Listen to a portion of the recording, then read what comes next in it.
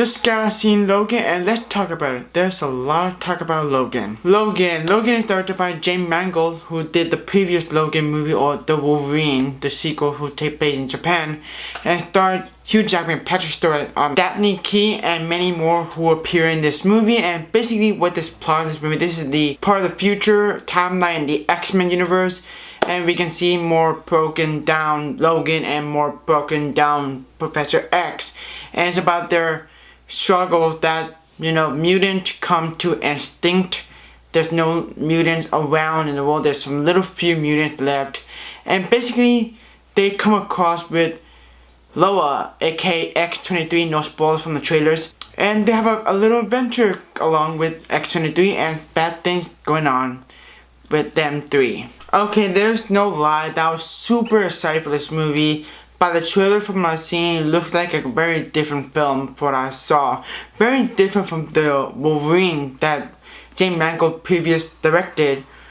Is a Wolverine sequel. This is the third of the trilogy, so-called trilogy. I don't think it's a trilogy in my opinion.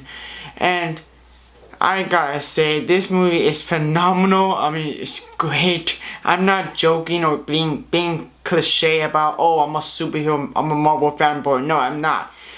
This is not a superhero film for what I've seen. This is a movie, a film, and a cinematic experiment. This is nothing just like this superhero movie, oh, I can save, the world. No. This is about the personal story of Logan and Professor X, and the struggle, what they've been through, and how the world is extinct by the mutant. There's no mutant. There's a few mutant around the world, and one of them is Logan and Professor X, and also X-23. There's so much few, and we can finally see how broken Logan is in the movie. Explain that he's so rugged, he's so broke down, that we feel for him how he's feeling depressed and unhelpful. Basically, he's no longer, the past Logan that he can heal really fast. Yes, in the movie he can actually heal really good, but not as good as his previous healing factor that he had gone in the past from the X-Men and X2 and the rest of the X-Men movies. In this one, the heal does work, but the healing is super slow, and we can feel how broken he is, that not Wolverine anymore, he's broken. And there's his idea that hope is gone, it's lost, it's disappeared, there's no hope. The ideal of hope is destroyed because of the mutant instinct. And there's a reason why this movie is phenomenal is the screenplay. The screenplay is one of my favorite parts in the movie. It's the dialogue. It's so phenomenally well written, and there's some good humor, really good subtle humor in this movie that just makes, let's shine away from the darker moments. They have a little humor with Professor X and Logan, and also X-23 along with it. It's just a very fun humor, but also the dialogue was very well said, because this is the most darker story of Logan itself. This is very personal. This is about him trying to, dealing that this hope is gone. And one of the best things about this movie is the action. They took a huge risk on putting R rating for this movie. Thanks to Deadpool, we wouldn't got a Logan. We will imagine if Deadpool doesn't come out whatsoever, doesn't exist, whatever, we will got this movie a PG-13 rating. Think about it.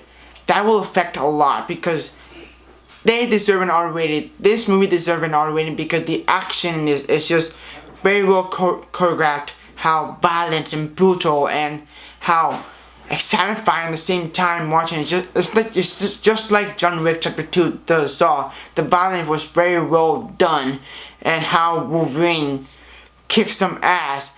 This is the true Wolverine from the comic books. Usually in the back of the day in the comic book, he's a murderer. He's a badass, totally badass, but murderous. He's, doesn't care. He can kill you, literally kill you, blood. That's Wolverine in the comic books. In the movie from the X-Men X2, they shine that, they turned that a little bit to be more friendly. And here, there's no way you can shine it to be more friendly. This is the Wolverine that we've been waiting for ever since the beginning of X-Men, the very first movie.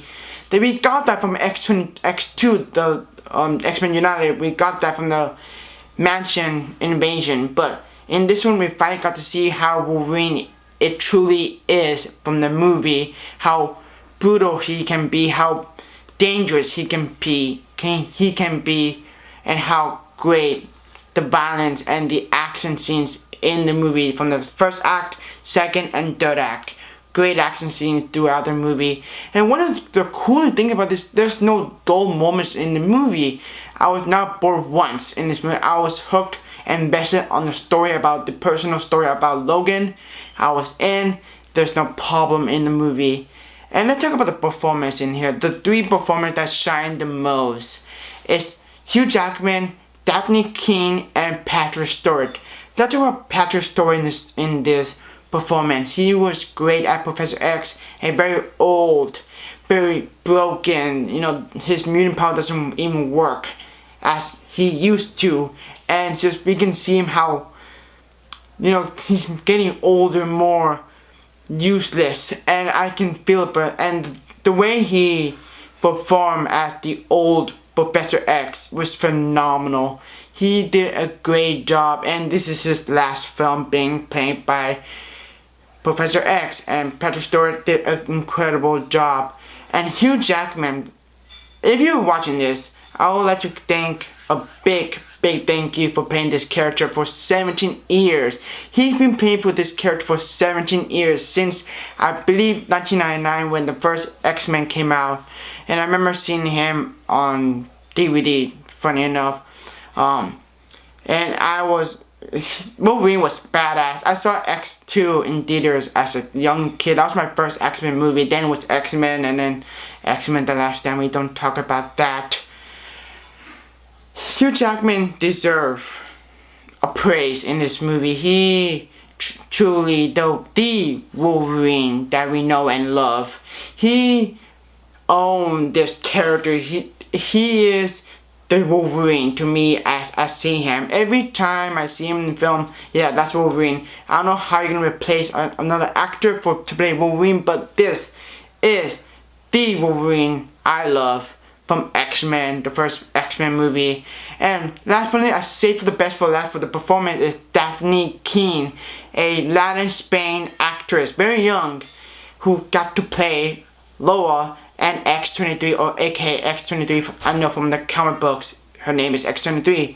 I was truly worried about this character going in theaters, seeing this movie, because I love X-23, and in the comic books, he's my second favorite female superhero next to Scarlet Witch. Going in worrying that this is a young actress.